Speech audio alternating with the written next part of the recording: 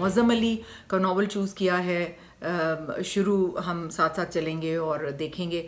نانا جان کے 2 مقاصد تھے یہ ناولز لکھنے کے. ایک اسلامی تاریخ محفوظ ہو جائے کسی بھی ابہام کے بغیر، اور سیکنڈلی وہ اتنی عالی شان اسلامی مملکت کے ڈاؤن فال کی ریزنز بیان کرتے ہیں. اور پھر ہمیں ان ناولوں میں سے سبق لینا چاہیے، کیونکہ ہمارے اس چھوٹے سے خطے پہ پاکستان پہ اب وہی کچھ ہو رہا ہے جو بنگال، میسور اور بہت جگہوں پہ جو ریزنز مسلمانوں کے ڈاؤن فال کی تھیں وہی اب پاکستان میں ہو رہی ہیں.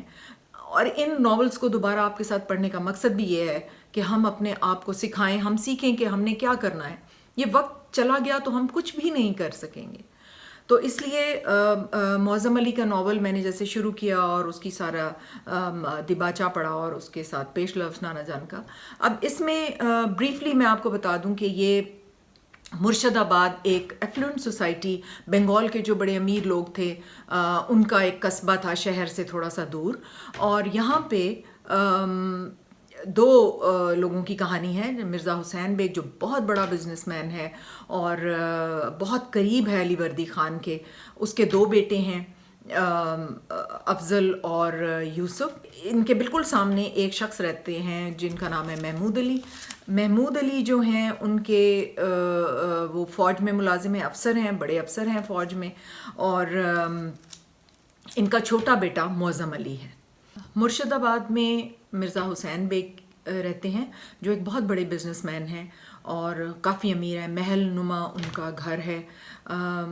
ان کے 2 بیٹے ہیں، ایک کا نام افضل ہے اور دوسرے کا نام آصف ہے. آصف بڑے ہیں، افضل چھوٹے ہیں. اور محمود علی جو کہ ایک فوج کے اعلیٰ افسر ہیں، ان کے بڑے بیٹے کا نام یوسف ہے اور چھوٹے بیٹے کا نام معظم ہے. معظم اور افضل دوست ہیں اور آصف اور یوسف دوست ہیں اور وہ کلاس فیلوز بھی ہیں. ان کی ایک افضل اور آصف کی چھوٹی بہن ہے فرد، جو کہ بہت پیاری سی بچی ہے اور تیر اندازی میں اور گھڑ سواری میں وہ بھی اپنے بھائیوں سے کم نہیں ہے.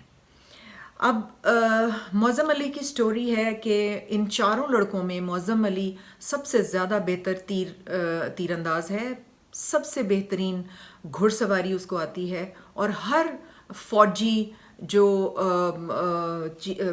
مشق ہے اس کے اندر وہ بہترین کارکردگی دیتا ہے.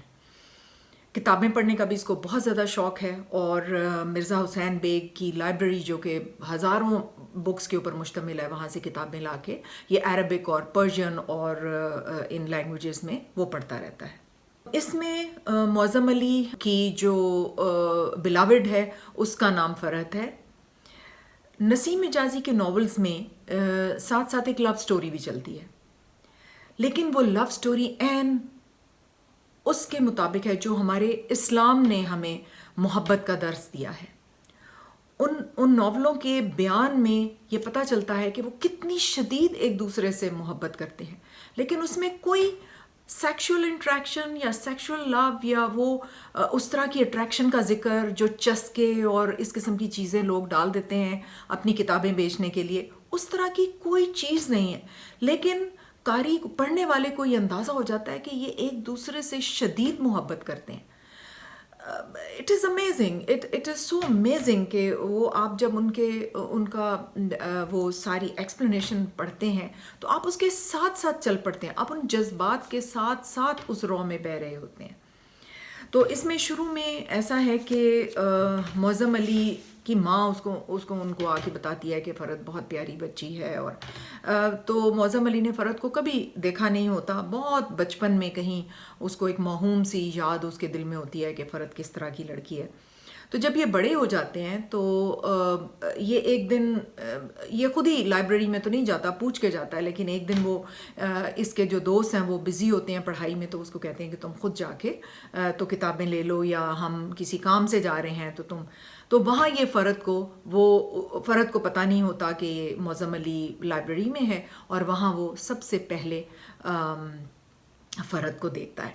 لیکن اس کو یہ بتایا گیا ہے کہ وہ جذبات کی رو میں نہیں بہتا. وہ یہ ادھر بھی انڈرسٹینڈ کرتا ہے کہ فرد ایک بہت امیر باپ کی بیٹی ہے اور اس کے باوجود کہ شی از ویری پریٹی اور میں اس کو پسند بھی کرتا ہوں، لیکن وہ میرے لیے نہیں ہے کیونکہ ہمارے خاندانوں میں زمین آسمان کا فرق ہے. تو یہاں سے یہ سٹوری چلتی ہے. اور پھر میں تھوڑے سے ریڈ کر کے آپ کو سناؤں گی کہ جب قصبے کے مرشد آباد کے جتنے بھی جوان لڑکے جو جوانی میں قدم رکھ رہے تھے وہ فوج میں سلیکٹ ہو جاتے ہیں اور فوج جوائن کر لیتے ہیں. معظم علی کا بڑا بھائی یوسف بھی فوج میں چلا جاتا ہے، اور آہستہ آہستہ کیونکہ اس کا والد بھی کوئی 2000 گھڑ سواروں کا افسر ہے تو اس کو بھی جلدی سے کمان مل جاتی ہے اور وہ کماندار بن جاتا ہے. معظم علی صرف پڑھائی میں لگا ہوا ہے اور وہ فوج میں جانے سے انکار کر دیتا ہے، اور گاؤں کے لوگوں کے لیے ایک بہت بڑی عجیب سی بات ہے، اچنبھا ہے کہ یہ اتنا انٹیلیجنٹ ہے، یہ اتنا لائق ہے، یہ اتنا ہر چیز میں ماہر ہے، تیر اندازی میں، رائفل شوٹنگ میں، گھڑ سواری میں، تو یہ کیوں نہیں. اور اس کا والد بھی بہت شرمندہ ہوتا ہے پورے قصبے کے سامنے کہ میرا بیٹے نے فوج میں جانے سے انکار کر دیا ہے. وہ جا کے اس کے اسٹوڈنٹ سے، اس کے جو استاد ہیں ان سے بھی ملتا ہے کہ جی میں معظم علی کے بارے میں بڑا فکر مند ہوں کیونکہ اس نے فوج میں جانے سے انکار کر دیا، اور مجھے امید اس سے بڑی ہے لیکن مجھے سمجھ نہیں آ رہا کہ وہ کیا چاہتا ہے. اس کے بعد معظم علی کو ایک دن مرزا حسین بیگ ان کے گھر سے وہ بکس لینے جاتا ہے تو وہ اس کو پکڑ لیتے ہیں اور بٹھا لیتے ہیں، اور پھر ان کے بیچ میں جو کانورسیشن ہوتی ہے، کیونکہ وہ محمود علی نے مرزا حسین بیگ سے بھی بات کی ہوتی ہے کہ پلیز آپ اس سے پوچھیں کہ یہ کیا چاہتا ہے، یہ کیوں فوج کو جوائن نہیں کرنا چاہتا.